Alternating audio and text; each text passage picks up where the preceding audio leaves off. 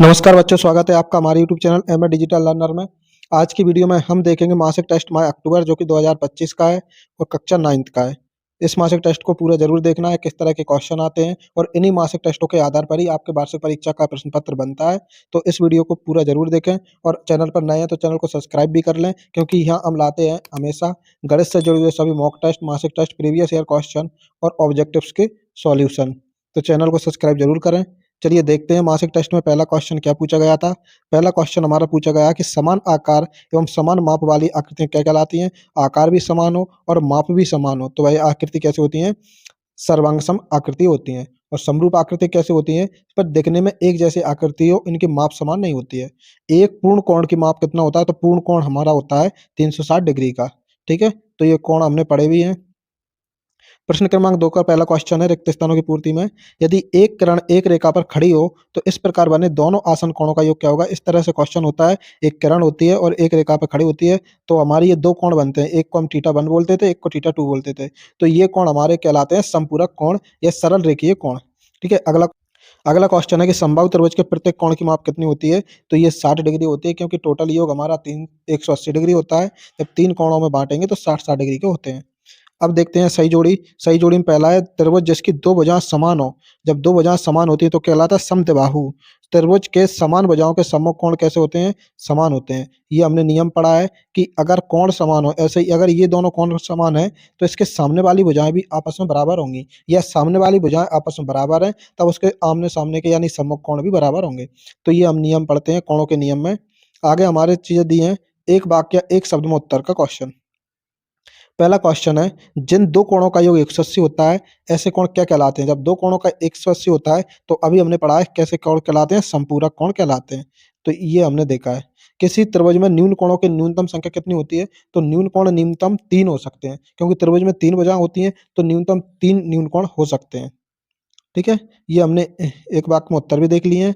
आगे हमारे क्वेश्चन में दिया है निम्नलिखित के लिए सत्य असत्य लिखिए। तो कौन से वह कोण जिसका माप 180 से 360 के मध्य होता है प्रतिवर्ती कोण कहलाता है? तो बिल्कुल सत्य है, क्योंकि प्रतिवर्ती कोण हमारा इस तरह के बनते हैं जो कि 180 डिग्री से 360 डिग्री के मध्य होते हैं। तीन या अधिक बिंदु एक ही रेखा पर स्थित हों तो वह असंरेख बिंदु कहलाते हैं। ये असत्य है। जब संरेख मतलब समान रेखा पर, जब बिंदु समान रेखा पर उपस्थित होंगे तो वह संरेख बिंदु कहलाते हैं। ठीक है, आगे हम देखेंगे क्वेश्चन क्या दिए गए थे। ये क्वेश्चन आप जरूर करके देखना है। ठीक है, फिर उसके बाद आप कमेंट में बता सकते हैं कि कौन-कौन से क्वेश्चन नहीं आया है, उसकी हम अलग से वीडियो लाएँगे। सिद्ध कीजिए कि यदि दो रेखाएँ परस्पर प्रतिच्छेद करती हैं, तो शीर्षायुमक कोण बराबर होते हैं। तो हमें ये सिद्ध करना है कि ये दो रेखाएँ परस्पर प्रतिच्छेद कर रही हैं, तो जो आमने-सामने कोण बनता है, वह बराबर होता है या नहीं। अगला क्वेश्चन है कि सिद्ध कीजिए कि वे रेखाएँ जो एक ही रेखा के समांतर और परस्पर समांतर होती हैं। यानी एक रेखा ये बनी है, ये रेखा आपस में इसके समांतर है, जैसे ए के समांतर बी भी है और ए के समांतर हमारी सी है। तो क्या बी और सी आपस में समांतर हैं? ये सिद्ध करना है हमें। ठीक है, ये क्वेश्चन आप देख सकते हैं। उसके बाद आपको सर्वांग समता के नियम दिए हैं। सर्वांग समता के आपके 4-5 नियम होते हैं, वो सभी करना है।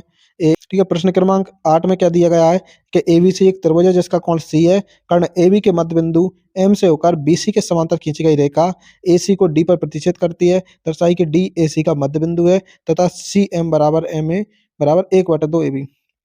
ये हमें सिद्ध करना है।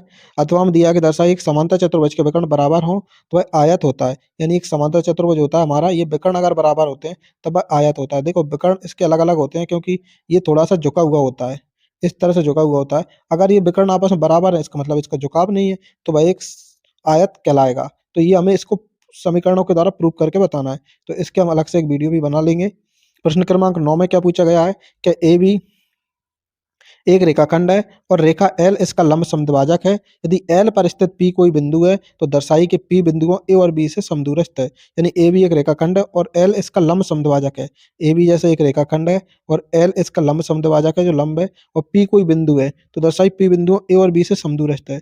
तो ये लंब समद्विभाजक और P इसका बिंदु है, तो ये दोनों समान दूरी पर हैं कि नहीं, ये दर्शाना है। अथवा में क्वेश्चन दिया गया है कि एबीसी एक समद्विबाहु त्रिभुज है जिसमें AB बराबर AC और AP लंब है BC पर। तब खींचकर दर्शाइए कि B और C कोण बराबर हैं। यानी AB एक समद्विबाहु त्रिभुज है, समद्विबाहु मतलब दो भुजाएं बराबर हैं, जिसमें AB और AC बराबर है। ABC यानी ये दोनों भुजाएं AB और AC बराबर हैं।